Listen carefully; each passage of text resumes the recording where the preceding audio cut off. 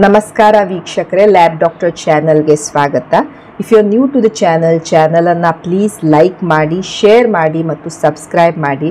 Because ನೀವು ಹೀಗೆ ಮಾಡೋದ್ರಿಂದ ಇದು ನಮಗೊಂದು ಮೋಟಿವೇಶನ್ ಕೊಡುತ್ತೆ, ನಿಮಗೆ ಒಳ್ಳೆಯ ಕಂಟೆಂಟ್ಸ್ ಇರುವಂತಹ ಮೆಡಿಕಲ್ ವಿಡಿಯೋಸನ್ನು ತಲುಪಿಸಲಿಕ್ಕೆ. ಇವತ್ತಿನ ವಿಡಿಯೋದಲ್ಲಿ ಈ ಟೈಮಿಂಗನ್ನು ಹೆಚ್ಚು ಮಾಡೋದು ಅಥವಾ ಈ ಕ್ಲೈಮ್ಯಾಕ್ಸನ್ನು ಡಿಲೇ ಮಾಡಲು ಯೂಸ್ ಮಾಡುವಂಥ ಸ್ಪ್ರೇ ಅದು ಎಷ್ಟು ಇಫೆಕ್ಟಿವ್ ಇರುತ್ತೆ, ಸೈಡ್ ಇಫೆಕ್ಟ್ಸ್ ಏನು, ಪ್ರಿಕಾಷನ್ಸ್ ಏನು ಅದನ್ನು ಯೂಸ್ ಮಾಡಲು, ಇದರ ಬಗ್ಗೆ ತಿಳಿದುಕೊಳ್ಳೋಣ. ಈ ಕ್ಲೈಮ್ಯಾಕ್ಸ್ ಡಿಲೇ ಸ್ಪ್ರೇ ಏನು ಮಾಡ್ತಾ ಇರುತ್ತೆ? ಈ ಸ್ಪ್ರೇ ನಿಮ್ಮ ಟೈಮಿಂಗನ್ನು ಇಂಪ್ರೂವ್ ಮಾಡಲಿಕ್ಕೆ ಸ್ವಲ್ಪ ಹೆಲ್ಪ್ ಮಾಡ್ತಾ ಇರುತ್ತೆ. ಈ ನಿಮ್ಮ ಶಿಶ್ನದ ಸೆನ್ಸಿಟಿವಿಟಿಯನ್ನು ಕಡಿಮೆ ಮಾಡಿಕೊಂಡು ನಿಮ್ಮ ಈ ಇಜಾಕ್ಯುಲೇಟಿನ ಟೈಮಿಂಗನ್ನು ಹೆಚ್ಚು ಮಾಡಲಿಕ್ಕೆ ಇದು ಹೆಲ್ಪ್ ಮಾಡ್ತಾ ಇರುತ್ತೆ. ಬಟ್ ನೆನ್ಪಿಟ್ಕೊಳ್ಳಿ, ಇದು ಶೀಘ್ರ ಸ್ಫಲನ ಇದ್ದಾಗ ಇದು ಹೆಲ್ಪ್ ಮಾಡ್ತಾ ಇರುತ್ತೆ. ನಿಮಿರು ದೌರ್ಬಲ್ಯದಲ್ಲಿ ನಾವು ಈ ಸ್ಪ್ರೇಯನ್ನು ಯೂಸ್ ಮಾಡ್ತಾ ಇರೋದಿಲ್ಲ. ಸೊ ಶೀಘ್ರ ಸ್ಫಲನ ಅಂದರೆ ಏನು? ಶೀಘ್ರ ಸ್ಫಲನ ಅಂದರೆ ಒಂದು ವ್ಯಕ್ತಿಗೆ ಶೀಘ್ರ ಸ್ಫಲನ ಇದ್ದಾಗ ಪ್ರತಿ ಸಲ ಅವನು ಲೈಂಗಿಕ ಸಂಬಂಧ ಮಾಡಬೇಕಾದ್ರೆ ಅವನಿಗೆ ವಿತಿನ್ 1 to 2 minutes ಒಳಗಡೆ ಈ ಇಜಾಕ್ಯುಲೇಷನ್ ಆಗೋಗ್ಬಿಡತ್ತೆ. ಇದರಿಂದ ಅವನ ಪಾರ್ಟ್ನರಲ್ಲಿ ಅವರ ಸೆಕ್ಷುವಲ್ ರಿಲೇಷನ್ಶಿಪ್ ತುಂಬ ಸ್ಟ್ರೇನ್ ಆಗುತ್ತೆ, ತುಂಬ ಫ್ರಸ್ಟ್ರೇಷನ್ ಆಗ್ತಾ ಇರುತ್ತೆ. ಬಹಳಷ್ಟು ಕಾರಣದಿಂದ ಈ ಶೀಘ್ರ ಸ್ಫಲನ ಆಗ್ತಾ ಇರ್ಬೋದು. ಒಂದು ಫಿಸಿಕಲ್ ಕಾಸಸ್ ಆ್ಯಂಡ್ ಇನ್ನೊಂದು ಸೈಕಾಲಜಿಕಲ್ ಕಾಸಸ್. ಫಿಸಿಕಲ್ ಕಾಸಸ್ ಅಂತ ಹೇಳಿದರೆ ನಿಮ್ಮ ಬ್ರೈನ್ ಈ ಥರ ರಿಫ್ಲೆಕ್ಸಸನ್ನು ಬಹಳ ಫಾಸ್ಟಾಗಿ ಪ್ರೊಡ್ಯೂಸ್ ಮಾಡ್ತಾ ಇದೆ. ನಿಮ್ಮ ಹಾರ್ಮೋನ್ಸಲ್ಲಿ ಸ್ವಲ್ಪ ಇಂಬ್ಯಾಲೆನ್ಸ್ ಇದೆ, ಲೈಕ್ ಟೆಸ್ಟೋಸ್ಟಿರಾನ್ ಎಕ್ಸೆಟ್ರಾ. ನಿಮ್ಮ ಶಿಶ್ನದ ಮುಂಭಾಗ ಏನಿದೆ ಗ್ಲ್ಯಾನ್ಸ್, ಅದು ತುಂಬ ಸೆನ್ಸಿಟಿವಿಟಿ ಹೆಚ್ಚಾಗಿದೆ, ಹೈಪರ್ ಸೆನ್ಸಿಟಿವ್ ಗ್ಲ್ಯಾನ್ಸ್.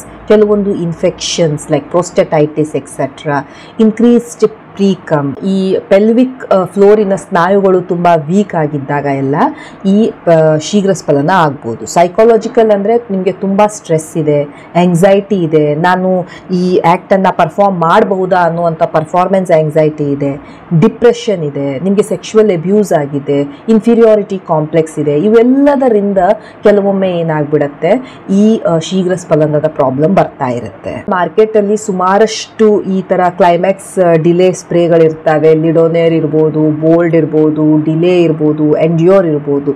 ಸೊ ಇವೆಲ್ಲ ಸ್ಪ್ರೇಗಳು ಹೇಗೆ ಕೆಲಸ ಮಾಡ್ತಾ ಇರ್ತವೆ? ಸೊ ಈ ಸ್ಪ್ರೇಗಳು ಡಿಸೆನ್ಸಿಟೈಸ್ ಮಾಡ್ತಾ ಇರ್ತವೆ. ನಿಮ್ಮ ಶಿಶ್ನದ ಮುಂಭಾಗ ಏನಿರುತ್ತೆ ಆ ಗ್ಲ್ಯಾನ್ಸ್, ಅಲ್ಲಿ ಸುಮಾರಷ್ಟು ನರಗಳಿರ್ತವೆ, ನರ್ವ್ಸ್ ಬಹಳ ಇರ್ತವೆ. ಸೊ ಈ ನರಗಳನ್ನು ಅವು ಡಿಸೆನ್ಸಿಟೈಸ್ ಮಾಡ್ತವೆ, ಅಲ್ಲಿನ ಈ ಪೇನ್ ಸೆನ್ಸಿಟಿವಿಟಿಯನ್ನು ಕಡಿಮೆ ಮಾಡ್ತಾ ಇರ್ತವೆ. ಈಗ ಸಪೋಸ್ ನೀವು ಒಂದು ಹಲ್ಲು ತೆಗೆಸ್ಲಿಕ್ಕೆ ಡೆಂಟಿಸ್ಟ್ ಹತ್ರ ಹೋದಾಗ ಹಲ್ಲನ್ನು ತೆಗೆಸೋಕ್ಕಿಂತ ಮೊದಲು ಡಾಕ್ಟರ್ಸ್ ನಿಮಗೆ ಒಂದು ಇಂಜೆಕ್ಷನನ್ನು ಕೊಡ್ತಾ ಇರ್ತಾರೆ, ಲೋಕಲ್ ಎನಸ್ಥೆಟಿಕ್ ಅಂತ ನಾವೇನು ಹೇಳ್ತಾ ಇರ್ತೀವಿ. ಅದು ಹೇಗೆ ನಿಮಗೆ ಆ ಏರಿಯಾನ ಮಾಡುತ್ತೆ, ಹೇಗೆ ಆ ಏರಿಯಾನ ಡಿಸೆನ್ಸಿಟೈಸ್ ಮಾಡುತ್ತೆ, ಮರಗಟ್ಟಿಸುತ್ತೆ, ಅದೇ ರೀತಿ ಇಲ್ಲಿರುವಂತಹ ಈ ಸ್ಪ್ರೇ ಈ ಶಿಶ್ನದ ಮುಂಭಾಗವನ್ನು ಅದು ಡಿಸೆನ್ಸಿಟೈಸ್ ಮಾಡ್ತಾ ಇರುತ್ತೆ. ಅದು ಪೇನಿಗಾಗಿರ್ಬೋದು, ಹೈಪರ್ ಸೆನ್ಸಿಟಿವಿಟಿಗಾಗಿರ್ಬೋದು. ಸೊ ಹೀಗೆ ಮಾಡೋದ್ರಿಂದ ಇದು ಈ ಪ್ರೀಮೆಚ್ಯೂರ್ ಇಜಾಕ್ಯುಲೇಷನ್ ಅನ್ನು ತಡಿತಾ ಇರುತ್ತೆ. ಟೈಮಿಂಗನ್ನು ಒಂದು 3 to 4 minutes ಅದು ಇಂಪ್ರೂವ್ ಮಾಡ್ಬೋದು ಒಂದು 65% ಆಫ್ ದ ಕೇಸಸ್ಸಲ್ಲಿ.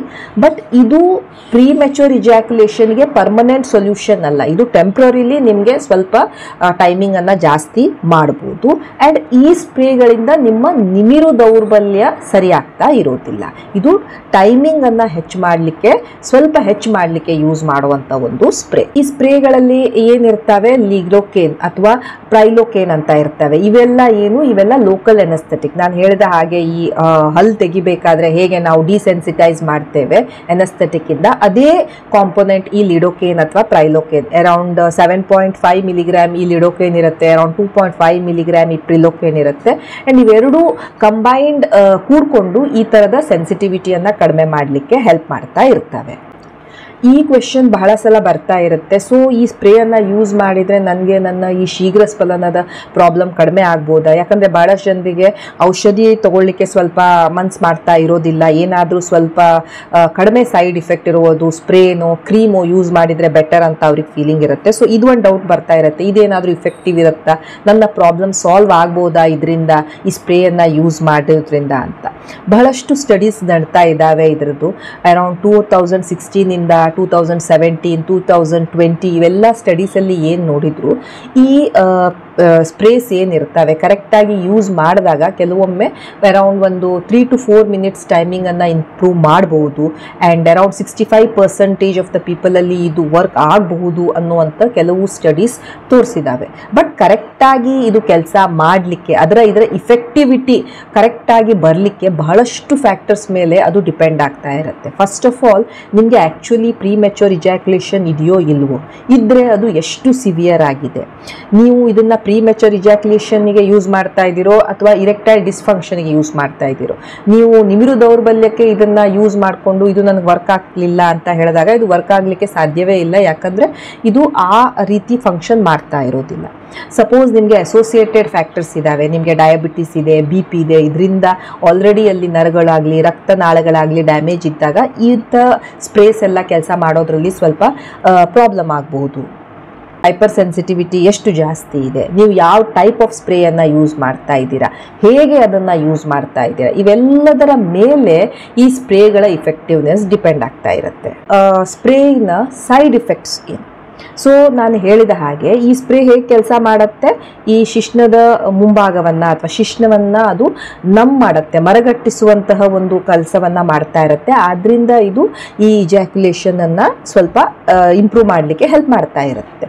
ಬಟ್ ಈ ರೀತಿ ಇದು ಡಿಸೆನ್ಸಿಟೈಸ್ ಮಾಡಿದಾಗ ಶಿಶ್ನ ಏನಾಗ್ಬೋದು, ಮರಗಟ್ಬೋದು, ಸ್ವಲ್ಪ ಆಗ್ಬೋದು, ಅದಕ್ಕೆ ಯಾವುದೇ ಸೆನ್ಸೇಷನ್ ಫೀಲ್ ಆಗದೆ ಇರ್ಬೋದು. ಬಹಳಷ್ಟು ಸಲ ಯಾರು ಈ ಸ್ಪ್ರೇಯನ್ನು ಹೊಡ್ಕೊಳ್ತಾ ಇರ್ತಾರೆ ಅವ್ರಿಗೆ ಏನು ಸೆನ್ಸೇಷನ್ ಬರೋದೇ ಇಲ್ಲ, ಅವ್ರಿಗೆ ಟೈಮಿಂಗ್ ಸ್ವಲ್ಪ ಹೆಚ್ಚಾಗ್ಬೋದು ಬಟ್ ಸೆನ್ಸೇಷನ್ ಇಲ್ಲದೆ ಇರ್ಬೋದು. ಕೆಲವೊಂದು ಸ್ಪ್ರೇಸ್ ಅವರ ಪಾರ್ಟ್ನರಿಗೆ ಹೋಗಿ ಅವರಿಗೂ ಸಹ ಸೆನ್ಸೇಷನ್ಸ್ ಕಡಿಮೆ ಆಗುವಂಥ ಚಾನ್ಸಸ್ ಇರ್ತವೆ. ಈಗ ಬಹಳಷ್ಟು ಸ್ಪ್ರೇಸ್ ಇದ್ದಾವೆ, ಯಾವುದು ನಾನ್ ಟ್ರಾನ್ಸ್ಫರೇಬಲ್ ಅಥವಾ ಟ್ರಾನ್ಸ್ಫರ್ ಆಗೋದಿಲ್ಲ ಪಾರ್ಟ್ನರಿಗೆ, ಅಂಥವೆಲ್ಲ ಸ್ಪ್ರೇಸ್ ಇದ್ದಾವೆ. ಬಟ್ ಕೆಲವೊಂದು ಸಲ ಇದು ಪಾರ್ಟ್ನರಲ್ಲೂ ಸಹ ನಾವು ನೋಡ್ತಾ ಇರ್ತೇವೆ.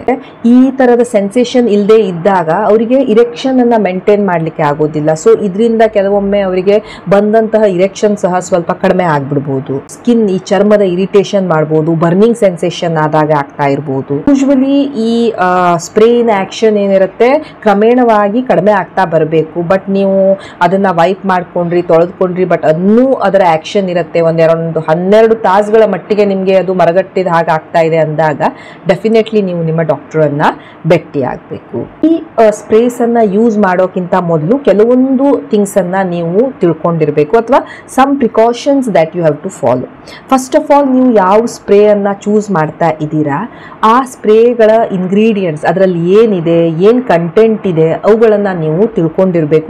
ಎಲ್ಲ ಸ್ಪ್ರೇಗಳ ಜೊತೆ ಮ್ಯಾನುಫ್ಯಾಕ್ಚರಿಂದ ಇನ್ಸರ್ಷನ್ ಒಂದು ಕಿಟ್ ಬಂದಿರುತ್ತೆ, ಹೇಗೆ ಯೂಸ್ ಮಾಡಬೇಕು, ಇದರಿಂದ ಏನೇನು ಸೈಡ್ ಎಫೆಕ್ಟ್ಸ್ ಇರ್ತವೆ ಎಲ್ಲ ಬರೆದಿರ್ತಾರೆ. ನೀವು ಅದನ್ನು ಒಂದ್ಸಲ ಓದ್ಕೊಂಡಿರಬೇಕು. ನಿಮಗಾಗಲಿ ಅಥವಾ ನಿಮ್ಮ ಪಾರ್ಟ್ನರಿಗಾಗಲಿ ಅಲ್ಲಿರುವಂತಹ ಏನು ಇಂಗ್ರೀಡಿಯೆಂಟ್ಸ್, ಏನು ಕಾಂಪೋನೆಂಟ್ ಇದ್ದಾವೆ, ಅದು ಲಿಡೋಕೇನ್ ಇರ್ಬೋದು, ಪ್ರೈಲೋಕೇನ್ ಇರ್ಬೋದು, ಅದರಿಂದ ನಿಮ್ಗಿಬ್ಬರಿಗೂ ಅಲರ್ಜಿ ಇರಬಾರ್ದು.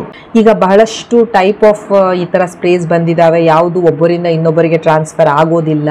You can see which suits better for you. Most of the time ಈ ಥರ ಸೆಂಟೆಡ್ ಸ್ಪ್ರೇಸ್ ಆಗಲಿ ಅಥವಾ ಒಂದು ಸುಗಂಧಿತ ಸ್ಪ್ರೇಸ್ ಆಗಲಿ ಆ ಥರದ್ದನ್ನು ನೀವು ಯೂಸ್ ಮಾಡದೇ ಇದ್ದರೆ ಬೆಟರ್. ಯಾಕಂದರೆ ಕೆಲವೊಮ್ಮೆ ಈ ಥರದ್ದೆಲ್ಲ ಹಾಕಿದಾಗ ಏನಾಗುತ್ತೆ, ಆ ಚರ್ಮದ ಇರಿಟೇಷನ್ಸ್ ಸ್ಟಾರ್ಟ್ ಆಗುತ್ತೆ, ತುರ್ಕೆ ಬರಲಿಕ್ಕೆ ಶುರುವಾಗುತ್ತೆ, ಅಲ್ಲಿ ರೆಡ್ನೆಸ್ ಆಗಲಿಕ್ಕೆ ಸ್ಟಾರ್ಟ್ ಆಗುತ್ತೆ. ಬಹಳಷ್ಟು ಸ್ಪ್ರೇಸ್ ನೀವು ನೋಡಿದರೆ ಅವರು ಮೆನ್ಷನ್ ಮಾಡಿರ್ತಾರೆ ಇದನ್ನು ನೀವು ಕಾಂಡಮ್ ಜೊತೆ ಯೂಸ್ ಮಾಡ್ಬೋದು, ಈ ಲೆಟೆಕ್ಸ್ ಕಾಂಡಮ್ಸ್ ಜೊತೆ ಯೂಸ್ ಮಾಡ್ಬೋದು ಅಂತ. ಇದನ್ನು ನೀವು ಆ ಇನ್ಸ್ಟ್ರಕ್ಷನಲ್ಲಿ ನೋಡಬೇಕು. ಯಾಕಂದರೆ ಕೆಲವೊಂದು ಸ್ಪ್ರೇಸು ಈ ಕಾಂಡಮ್ಸನ್ನು ಡ್ಯಾಮೇಜ್ ಮಾಡುವಂತಹ ಚಾನ್ಸಸ್ಸನ್ನು ಸಹ ಹೊಂದಿರ್ತವೆ. ಕೆಲವೊಂದು ಸ್ಪ್ರೇಸ್ ಹಾಕೊಂಡ್ಮೇಲೆ ನೀವು ಮುಖಮೈಥುನ ಮಾಡೋ ಥರ ಇರೋದಿಲ್ಲ, ಇದರಿಂದ ಅದು ಟ್ರಾನ್ಸ್ಫರ್ ಆಗಬಹುದು ಅಂತ ಕೆಲವೊಂದು ಸ್ಪ್ರೇಸಲ್ಲಿ ಬರೆದಿರ್ತಾರೆ. ಸೊ ಈ ಥರದ್ದು ಇದ್ದಾಗ ನೀವು ಯಾವರ ಇನ್ಸ್ಟ್ರಕ್ಷನ್ಸನ್ನು ಫಾಲೋ ಮಾಡ್ತಾ ಇರಬೇಕಾಗತ್ತೆ. ಸ್ಪ್ರೇ ನೀವು ಒಂದು ಸೆಂಟ್ ಥರ ಅಥವಾ ಪೂರ್ತಿ ಬಾಡಿಗೆ ಹಾಕೊಂಡ ಹಾಗೆ ಅದನ್ನು ಫುಲ್ಲಾಗಿ ಹಾಕೊಳ್ಳೋದು, ಒಂದು 10 ಸಲ ಅದನ್ನು ಹೊಡ್ಕೊಳ್ಳೋದು, ಈ ಥರ ಎಲ್ಲ ಮಾಡೋದಿರೋದಿಲ್ಲ. ಕರೆಕ್ಟಾಗಿ ಈ ಸ್ಪ್ರೇಯನ್ನು ಹೇಗೆ ಯೂಸ್ ಮಾಡಬೇಕು ಅಂತ ನಾನೊಂದು ಸಪ್ರೇಟ್ ವಿಡಿಯೋನ ಮಾಡ್ತೇನೆ. ಬಟ್ ಕಡಿಮೆ ಪ್ರಮಾಣದಲ್ಲಿ ನೀವು ಯೂಸ್ ಮಾಡಬೇಕಾಗತ್ತೆ. 1 ರಿಂದ 4 ಟೈಮ್ ಸ್ವಲ್ಪ ಸ್ಪ್ರೇ ಮಾಡಿಕೊಂಡ್ರೆ ಅದು ಸಾಕಾಗ್ತಾ ಇರುತ್ತೆ. ಸೊ ಎಕ್ಸೆಸಿವ್ಲಿ ಅದನ್ನು ಯೂಸ್ ಮಾಡಲಿಕ್ಕೆ ಹೋಗಬಾರ್ದು. ಆ್ಯಂಡ್ ಆಲ್ವೇಸ್ ಬೆಟರ್ ಇದನ್ನು ನೀವು ಯೂಸ್ ಮಾಡಿದ ಮೇಲೆ ಅದನ್ನು ವೈಪ್ ಮಾಡೋದಾಗಲಿ ತೊಳ್ಕೊಳ್ಳೋದಾಗಲಿ, ಇದು ಇಟ್ಸ್ ಆಲ್ವೇಸ್ ಬೆಟರ್. ವಯಾಗ್ರಾ ಗುಳಿಗೆ ಯಾವುದು ನೀವು ನಿಮಿರು ದೌರ್ಬಲ್ಯಕ್ಕೆ ಯೂಸ್ ಮಾಡ್ತಾ ಇರ್ತೀರಾ ಆ ಗುಳಿಗೆಯನ್ನು ತೆಗೆದುಕೊಂಡು ಈ ಥರದ ಕ್ಲೈಮ್ಯಾಕ್ಸ್ ಸ್ಪ್ರೇಯನ್ನು ಅಥವಾ ಡಿಲೇ ಸ್ಪ್ರೇಯನ್ನು ಯೂಸ್ ಮಾಡದೇ ಇದ್ರೇನೆ ಬೆಟರ್. ಈ ಲಿಡೋಕೇನ್ ಏನಿರುತ್ತೆ ಅಲ್ಲಿರುವಂಥ ಈ ಸ್ಪ್ರೇಯದಲ್ಲಿ ಇರುವಂಥ ಒಂದು ಇಂಗ್ರೀಡಿಯೆಂಟ್ ಇದನ್ನು ನೀವು ಬಾಯಲ್ಲಿ ಹೋಗಬಾರ್ದು, ಇದು ನಿಮ್ಮ ಕಣ್ಣಿನಲ್ಲಿ ಹೋಗಬಾರ್ದು. ಸಪೋಸ್ ನಿಮ್ಮ ವೈಫ್ ಪ್ರೆಗ್ನೆಂಟ್ ಇದ್ದಾರೆ ಅಥವಾ ನಿಮ್ಮ ಪಾರ್ಟ್ನರ್ ಪ್ರೆಗ್ನೆಂಟ್ ಇದ್ದಾಗ ಈ ಸ್ಪ್ರೇಯನ್ನು ನೀವು ಯೂಸ್ ಮಾಡದೇ ಇದ್ದರೆ ಬೆಟರ್. ಯಾಕಂದರೆ ಈ ಗರ್ಭಾವಸ್ಥೆಯಲ್ಲಿ ಈ ಸ್ಪ್ರೇ ಎಷ್ಟು ಸೇಫ್ ಇರುತ್ತೆ ಅವರಿಗೆ ಅದನ್ನು ಇನ್ನೂ ನಾವು ಪ್ರೂವ್ ಮಾಡಲಿಕ್ಕೆ ಆಗಲಿಲ್ಲ. ಆ್ಯಂಡ್ ಆಲ್ಸೋ ನೀವು ಪ್ರೆಗ್ನೆನ್ಸಿಗೆ ಟ್ರೈ ಮಾಡ್ತಾ ಇದ್ದೀರಾ ಅಂದಾಗ ಸಹ ಈ ಸ್ಪ್ರೇಗಳನ್ನು ಯೂಸ್ ಮಾಡದೇ ಇದ್ರೇ ಬೆಟರ್. ಯಾಕಂದರೆ ಕೆಲವೊಮ್ಮೆ ಈ ಇಂಗ್ರೀಡಿಯೆಂಟ್ಸಿಂದ ಇದು ಶುಕ್ರಾಣುವಿನ ಡ್ಯಾಮೇಜನ್ನು ಮಾಡುವಂಥ ಚಾನ್ಸಸ್ ಇರುತ್ತೆ. ಆ್ಯಂಡ್ ಪ್ರೆಗ್ನೆಂಟ್ ಆಗಲಿಕ್ಕೂ ಸಹ ಕೆಲವೊಮ್ಮೆ ಪ್ರಾಬ್ಲಮ್ ಆಗಬಹುದು. ಆ್ಯಂಡ್ ಯೂಸ್ ಮಾಡೋಕ್ಕಿಂತ ಮೊದಲು ನಿಮ್ಮ ಶಿಶ್ನದ ಮೇಲೆ ಯಾವುದೇ ಕಟ್ಟಾಗಲಿ ಅಥವಾ ಗುಳ್ಳೆಗಳಾಗಲಿ ಅಥವಾ ಅಲ್ಲಿ ಇರಿಟೇಷನ್ ಆಗಲಿ ಅಥವಾ ಕೆಂಪಗಾಗೋದು, ರ್ಯಾಷಸ್ ಇವ್ಯಾವುದೂ ಇರಬಾರ್ದು. ನಿಮ್ಮ ಸ್ಕಿನ್ ಬ್ರೋಕನ್ ಇರಬಾರ್ದು. ಈ ಸ್ಪ್ರೇಯನ್ನು ನಿಮ್ಮ ಮೂಗಿನ ಮೇಲೆ, ಕಣ್ಣಿನ ಮೇಲೆ ಎಲ್ಲ ನೀವು ಯೂಸ್ ಮಾಡಲಿಕ್ಕೆ ಹೋಗಬಾರ್ದು. ಸೊ ಈ ಸ್ಪ್ರೇಗಳು ಕೆಲವೊಬ್ಬರಲ್ಲಿ ಆ್ಯಕ್ಟ್ ಮಾಡ್ತವೆ, ಕೆಲವೊಬ್ಬರಲ್ಲಿ ಇದು ಆ್ಯಕ್ಟೇ ಮಾಡೋದಿಲ್ಲ, ಕೆಲವೊಬ್ಬರಲ್ಲಿ ಕೆಲವೊಂದು ಸೈಡ್ ಇಫೆಕ್ಟ್ಸನ್ನು ಮಾಡ್ತವೆ. ಸೊ ಇವೆಲ್ಲ ಡಿಪೆಂಡ್ ಆಗುತ್ತೆ ಒಂದು ವ್ಯಕ್ತಿಯಿಂದ ಇನ್ನೊಂದು ವ್ಯಕ್ತಿಗೆ ಆ್ಯಂಡ್ ಬಹಳಷ್ಟು ಬೇರೆ ಫ್ಯಾಕ್ಟರ್ಸ್ ಮೇಲೇನು. ಲೈಕ್ ನೀವು ಯಾವ ಟೈಪ್ ಆಫ್ ಸ್ಪ್ರೇಯನ್ನು ಸಿಲೆಕ್ಟ್ ಮಾಡಿದ್ದೀರಾ, ಅದನ್ನು ಹೇಗೆ ಯೂಸ್ ಮಾಡ್ತಾ ಇದ್ದೀರಾ, ನಿಮ್ಮ ಶೀಘ್ರಸ್ಖಲನ ಎಷ್ಟು ಸಿವಿಯರ್ ಆಗಿದೆ, ನಿಮ್ಗೆ ಏನು ಅಸೋಸಿಯೇಟೆಡ್ ಪ್ರಾಬ್ಲಮ್ ಇದೆ, ಇವೆಲ್ಲದರ ಮೇಲೆ ಅದರ ಇಫೆಕ್ಟಿವ್ನೆಸ್ ಜಾಸ್ತಿ ಇರುತ್ತೆ. So be safe. ಯೂಸ್ ಮಾಡೋಕ್ಕಿಂತ ಮೊದಲು ಕರೆಕ್ಟಾಗಿ ತಿಳ್ಕೊಳ್ಳಿ ಅದರಲ್ಲಿ ಏನು ಇಂಗ್ರೀಡಿಯೆಂಟ್ಸ್ ಇದೆ, ಹೇಗೆ ಅದನ್ನು ಯೂಸ್ ಮಾಡಬೇಕು, ಏನೇನು ಸೈಡ್ ಇಫೆಕ್ಟ್ಸ್ ಆಗ್ಬೋದು, ಯಾವುದರ ಜೊತೆ ಅದನ್ನು ಯೂಸ್ ಮಾಡಬೇಕು, ಯಾವುದರ ಜೊತೆ ಅದನ್ನು ಯೂಸ್ ಮಾಡಬಾರ್ದು. And then only proceed with the use of such sprays. Thank you so much for watching the video. Please like, share and subscribe the channel. Thank you.